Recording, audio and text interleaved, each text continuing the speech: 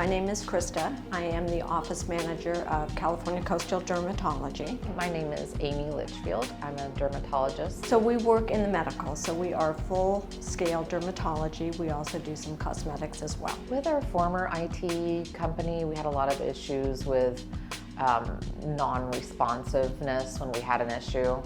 So it's very challenging when your server's down and you have 150 patients for the day. So that was really a huge challenge for us. Yeah, so they came in and made sure all of our equipment was up to par and that everything was functioning, and replaced, and revamped kind of our IT system and made sure our servers were running smoothly. If I have a problem, I can call 24/7, and I honestly will get help.